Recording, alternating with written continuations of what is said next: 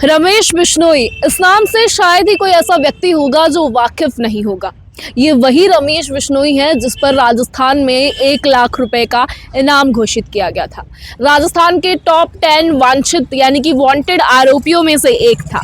MD factory का king, जिसने 5 राज्यों में इतनी सारी जो एमडी की फैक्ट्रीज हैं वो स्थापित की थी। और कहा जाता है इसका नेटवर्क जो है, ये मादक पदार्थों का इसका जो नेटवर्क है, ये सिर्फ राजस्थान में नहीं बल्कि कई राज्यों में था, कई जगहों में था।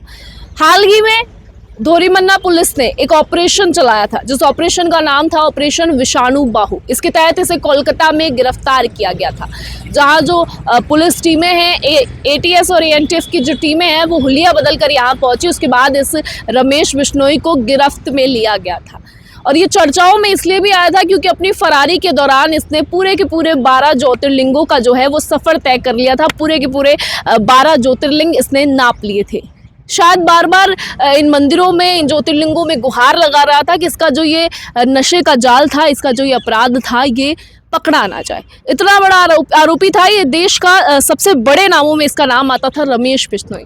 इसको पुलिस ने पकड़ लिया था, धोरीमन्ना पुलिस ने, और एएनटीएफ और एटीएस की टीम ने बड़ी कार्यवाही की थी, हुलिया बदला, और एक ऑपरेशन के तहत इसकी गिरफ्तारी भी हाल ही में कोलकाता से की गई थी। काफ़ी चर्चाओं में है ये नाम, और अब चर्चाओं में इसलिए भी है क्योंकि अब धोरीमन्ना पुलिस थाना से मुख्य बाजार होते हुए इसकी पूरे कस्बे भर में आज परेड निकाली गई थी। यूँ तो इसकी उम्र सिर्फ 31 साल थी, लेकिन 31 साल की उम्र में इस पर 31 मामले दर्ज किए गए। तो ये मामले आप सोच रहे होंगे राजस्थान के होंगे, नहीं, ये मामले के पूरे देश में अलग अलग राज्यों से 31 मामले इस व्यक्ति पर दर्ज थे, क्योंकि पूरी एमडी फैक्ट्री का जो नशे का जाल था, पूरा जो अगर हम कहें कि पूरा सेटअप था, वो इसने पूरा नेटवर्क बिठाया हुआ था। कोई छोटा मोटा नाम नहीं है ये, मादक पदार्थ की दुनिया में बड़ा नाम है, बड़ा आरोपी है, मोस्ट वांटेड की लिस्ट में आता है। और 1 लाख रुपए का इनाम रमेश बिश्नोई पर जो है वो दर्ज किया गया था। अलग अलग नाम बदलकर ये फरार चल रहा था। ज्योतिर्लिंगों की इसने जो है यात्राएं कर ली थी, बार बार शायद अपने बचने की गुहार लगा रहा था।